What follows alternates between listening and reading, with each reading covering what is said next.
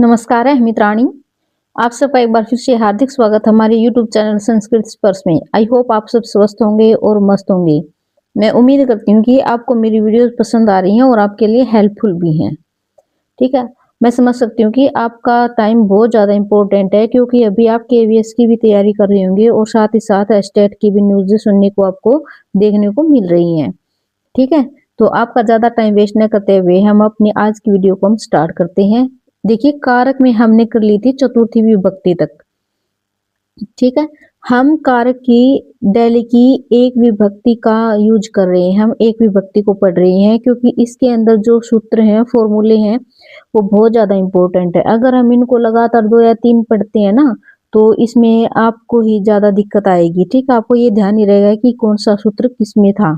ठीक है, तो आज हम करते हैं अपनी पंचमी विभक्ति यानी कि अपादान कारक।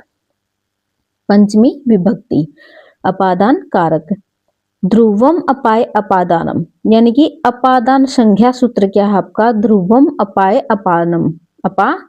ठीक है, अपादानम यानी कि ध्रुवम यानी कि निश्चित दूरी यानी कि अवधिभूत, अपाय यानी कि अलग होना, विश्लेषण, पृथक। ठीक है, जिस किसी निश्चित दूरी से कोई व्यक्ति या वस्तु अलग होता है तो उस दूरी की अपादान संज्ञा होती है। ध्रुवम अपाय अपादानम। ठीक है, अपादान पंचमी, ये आपका संज्ञा सूत्र कौन सा है? ध्रुवम अपाय अपादानम।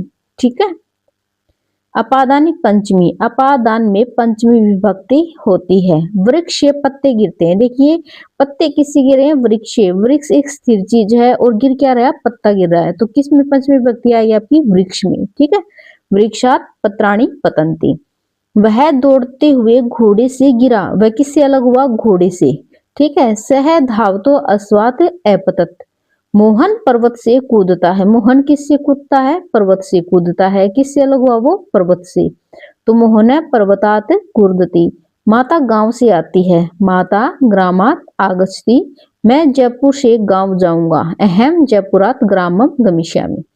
ठीक है, नेक्स्ट है आपका भुवः प्रभवः। भुवः का मतलब होता है निकालना। ठीक है, भुवः का मतलब होता है निकलना, और प्रभव यानी कि उद्गम स्थान, जहां से जो निकलता है वो उसका क्या होता है? उद्गम स्थान। जैसे कि हिमालय से गंगा निकलती है। ठीक है, हिमालय से गंगा निकलती है। भुवः माने निकलना, प्रभव यानी कि उद्गम स्थान। गंगा का उद्गम स्थान कौन है? हिमालय। ठीक है, इसमें भी आपकी कौन सी विभक्ति होती है? आपकी पंचमी विभक्ति। कौन से सूत्र से? भुवः प्रभवः। भुवः निकलना, प्रभवः उद्गम स्थान यानी कि अपादान संज्ञा।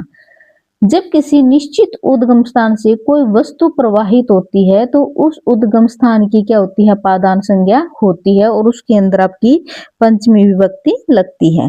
हिमालय से गंगा निकलती है। हिमालयात गंगा प्रभवती। सैनिक के शरीर से रक्त बहता है। सैनिकस्य शरीरात रक्तम बहति। ठीक है, नेक्स्ट आपका जनी कर्तु प्रकृति ही। जनी कर्तु प्रकृति। जनी यानी कि जन्म लेना, प्रकृति उत्पत्ति स्थान। ठीक है, जिससे कोई जन्म लेता है वहां पे कौन सा सूत्र होता है आपका? जनी कर्तु प्रकृति, और विभक्ति कौन सी लगती है आपकी? पांचवी। जनी जन्म लेना, प्रकृति ही उत्पत्ति स्थान।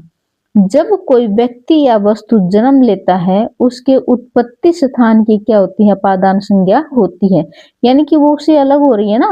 ठीक है, तो अलग हो रही है तो उसके अंदर क्या हुई? आपकी अपादान संज्ञा, और उसमें पंचमी विभक्ति हो जाती है। ठीक है, ब्रह्मा से प्रजा उत्पन्न होती है। ब्राह्मणे प्रजा प्रजायन्ते। दूध से दही उत्पन्न होता है। दुग्धात दधि जायते। गोबर से बिच्छू उत्पन्न होते हैं। गोमात वृश्चिका जायन्ते। मोस्ट इंपोर्टेंट, गोबर से बिच्छू उत्पन्न होते हैं। गोमात वृश्चिका जायन्ते। ठीक है, इस सूत्र में पंचमी विभक्ति है यानी कि अपादान कारक है। कौन से सूत्र से? जनी कर्तु प्रकृति ही। ठीक है, नेक्स्ट है आपका वारणार्था नाम इप्सित है। वारणार्था नाम इप्सित यानी कि वर्ण हटाना अर्थ वाली धातु के योग में इप्सित पदार्थ यानी कि जहां से हटाया जाता है वहां की क्या होती है? अपादान संज्ञा होती है। कौन से सूत्र से? वारणार्थ नाम इप्सित है। ठीक है, वर्ण यानी कि हटाना। ठीक है, वह जो से गाय को हटाता है। किससे हटाता है? जो से। इप्सित की है आपकी जो। ठीक है, सह यवेभ्य गाम वार्यति। ठीक है, ये एग्जाम में पूछे जा चुके हैं। वह जो से गाय को हटाता है सह यबे भय गाम वार्यति। वह जो के खेत से गाय को हटाता है स यवानाम अक्षेत्रात गाम वार्यति। शिक्षक अनुशासनहीन छात्र को कक्षा से हटाता है। शिक्षक है अनुशासनहीनम छात्रम कक्षायाः वार्यति। ठीक है, नेक्स्ट आपका भीत्रार्थानाम भय हेतु। भी यानी कि डरना, त्रय यानी कि बचना, ठीक है, और भी और त्रय अर्थ वाली धातुओं के योग में आपकी कौन सी होती है? आपकी पंचमी विभक्ति होती है। ठीक है, भी यानी कि डरना, त्रय यानी कि बचना, और भी और त्रय अर्थ वाली धातुओं के योग में भय के कारण से पंचमी विभक्ति लगती है या भय हेतु की अपादान संज्ञा होती है। यानी कि व्यक्ति से डरता है, चोर से, वह चोर से डरता है, तो चोर के अंदर आपकी क्या लगेगी? आपकी पंचमी विभक्ति। सह चोराद विभीति। ठीक है, सीता राक्षस से डरती है, सीता राक्षसाद विभीति। रमा दुष्ट से बचती है, रमा दुष्टात त्रायते। सीता रावण से बचती है, सीता रावणाते त्रायते। ठीक है, आख्यात उपयोगे। नेक्स्ट आपका आख्यात उपयोगी। आख्याता यानी कि नियम पूर्वक ज्ञान प्रदान करने वाला कौन होता है? आपका आख्याता। नियम पूर्वक ज्ञान प्रदान करने वाला कौन होता है? आख्याता। अर्थात जब नियमित रूप से नियम पूर्वक विद्या ग्रहण की जाती है तो इस अवस्था में ज्ञान प्रदाता की क्या होती है? अपादान संज्ञा होती है। आई बात समझ में? ठीक है, जब नियमित रूप से नियम पूर्वक विद्या ग्रहण की जाती है तो इस अवस्था में जो ज्ञान प्रदाता है यानी कि जो ज्ञान देने वाला है अपना गुरु, उसमें क्या होती है? आपकी अपादान संज्ञा होती है। छात्र शिक्षक या अध्यापक से पढ़ते हैं, किससे पढ़ते हैं? अध्यापक से, तो इसके अंदर आपकी कौन सी आएगी? आपकी पंचमी विभक्ति। छात्राः शिक्षकात या अध्यापकात पठन्ति। शिष्य गुरु से अध्ययन करता है, शिष्य है गुरु हो अधीते। मोहन उपाध्याय से पढ़ता है, मोहन उपाध्यायत पठती।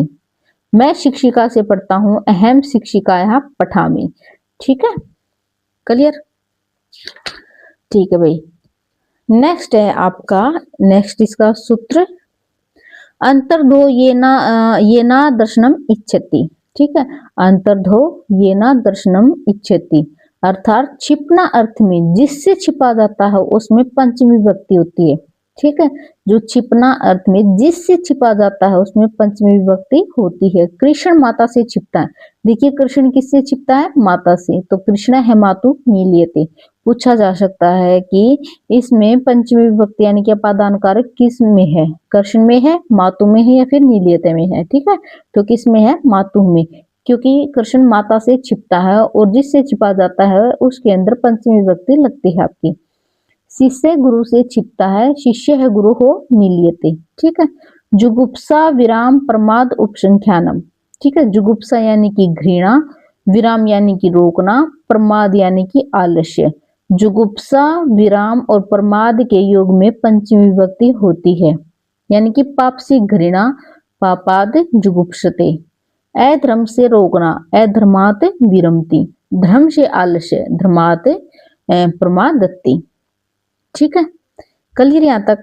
यानी कि पृथक विना नाना, ठीक है, अंतर्श्याम है इन, यानी कि पृथक विना और नाना। पृथक यानी कि अलग होना, विना बिना, रहित अभाव, नाना यानी कि अनेक प्रकार से। इनके योग में द्वितीय, तृतीय अथवा पंचमी विभक्ति हो सकती है। ये क्या है? वार्तिक है। ठीक है, ये क्या है? आपका वार्तिक है। पृथक विना नाना यानी कि अभी अंतर्श्याम है।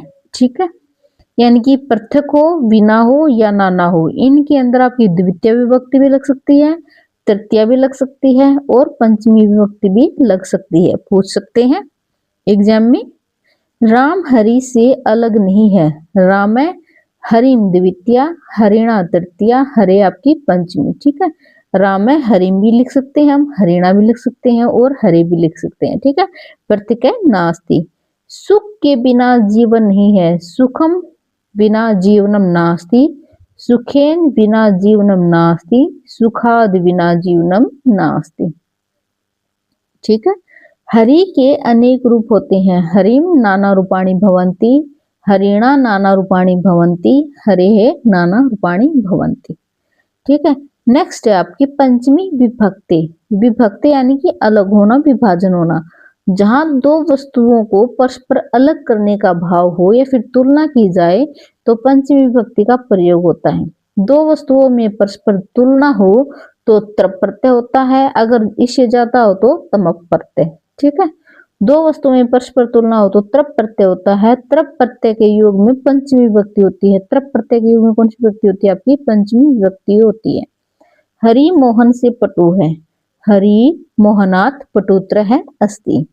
सीता गीता से छोटी है, सीता गीतायाः लघुत्रा अस्ति। सीता गीतायाः लघुत्रा अस्ति। ठीक है, जो आपका त्रप प्रत्यय है उसके अंदर भी आपकी कौन सी विभक्ति होती है? आपकी पांचवी विभक्ति होती है। कंप्लीट।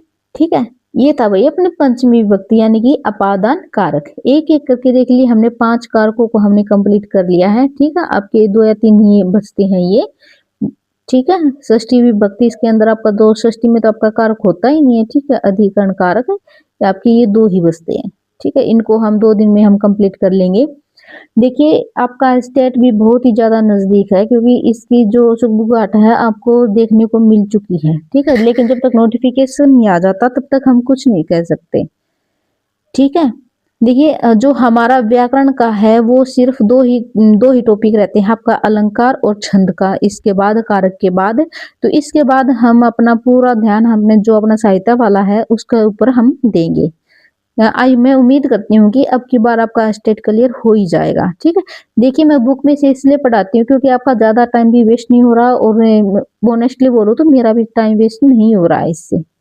ठीक है, देखिए मेरी छोटी छोटी वीडियो जरूर है, लेकिन आपके लिए बहुत ज्यादा इंपॉर्टेंट है, क्योंकि हमारे चैनल पे कोई ज्यादा बकवास नहीं होती, सिर्फ और सिर्फ पढ़ाई ओरिएंटेड होती है। फिर मिलते हैं कल अपनी षष्ठी विभक्ति के साथ। ठीक है, तब तक के लिए आप सब अपना ध्यान रखना। धन्यवाद। हाँ, एक बात और कहना चाहूंगी, अगर आपको मेरा चैनल सबसे प्लीज, अगर आपको मेरा चैनल आपको लगता है कि आपके लिए हेल्पफुल है, तो प्लीज मेरे चैनल को लाइक, शेयर और सब्सक्राइब जरूर कर दीजिए। धन्यवाद।